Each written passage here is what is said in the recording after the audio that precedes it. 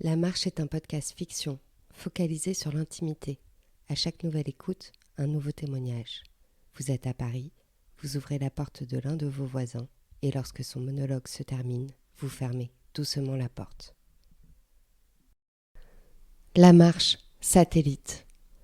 Dans le cerveau humain, il y a autant de connexions qu'il n'y a d'étoiles dans le ciel. Voici à peu près le type d'échange qui pouvait survenir en buvant un coca.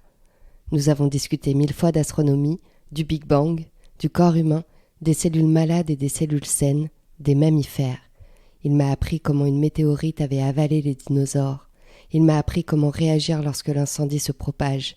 Il m'a appris l'amour sans dimension, sans parois, sans aiguille.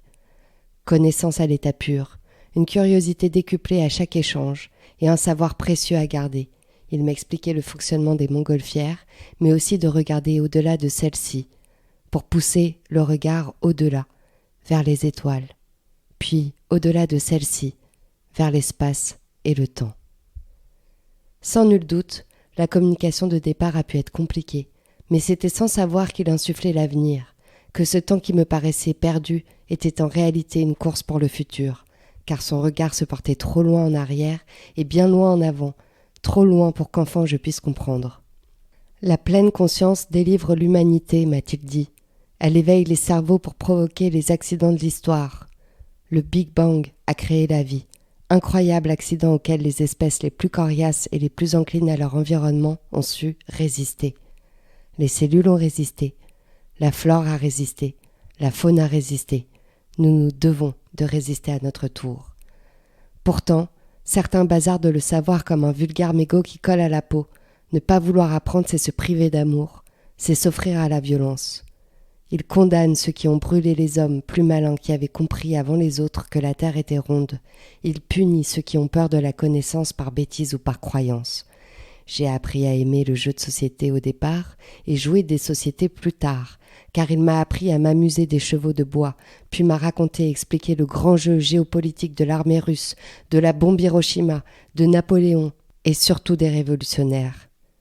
C'est tout de même frappant que lorsque je suis au Panthéon, je pense à lui, dans le confort, dans l'intimité, proche de ce que je connais, parce que toutes ces histoires m'ont déjà été contées. On apprend tous à faire du vélo. Lui m'a appris à faire de la moto. Trop jeune, au cœur de la forêt, il a su m'apprendre l'évasion, le plaisir et le vent qui court sur les bras, le bruit du moteur. Il m'a appris à tomber. Il m'a transmis l'instant présent, en prévenant que cette insouciance me manquerait, aussitôt vécue. Il m'a surtout fait confiance, en permettant à tous mes muscles de s'animer, à me faire peur dans des cartes endiablées. Il m'a appris à aimer la vitesse. Au-delà de la connaissance et des théories, il reste le grand paradigme de l'amour. L'amour qui répond à ces accidents de la vie, qui surprend lorsque le savoir est bloqué, le contour de la pleine conscience, qui donne ce charme au savoir. L'amour qui permet de donner à tous cet instinct, qui permet de survivre au moment propice pour faire avancer son histoire. L'histoire de sa vie. Souvent, l'amour est plus important que le soleil qui se couche. L'amour est tout. On aimerait rembobiner pour s'assurer de jouir de la pleine conscience ensemble, plus longtemps. Mais c'est le jeu de la vie, de comprendre tardivement et passer sa vie à croiser ses parents. La rencontre au sommet pourrait exister à ce moment précis, mais c'est à ce même moment que l'on doit se tourner vers sa propre famille, vers sa propre histoire, sans avoir le temps de partager encore. Et à notre mort, une autre vie sera vouée au même combat, celui de comprendre l'importance de l'espace, du temps et de l'amour. Il a pris le temps de m'apprendre tout ce que je ne comprenais pas.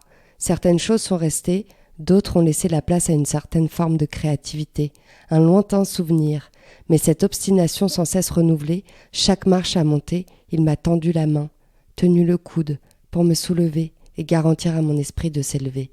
Le sens critique insufflé dans les veines comme seul mot d'ordre, me laissait aussi le temps de me planter, de bien m'écraser la gueule par terre pour expliquer la gravité, comme pour me faire comprendre que la terre peut être aride et massive. Il m'a regardé grandir et il me regarde vieillir. Il m'a transmis le respect des pharaons, des bouddhistes et des étoiles. Il y a cet amour infini, comme la grande ours au firmament, car finalement, c'est bien elle qui brille le plus.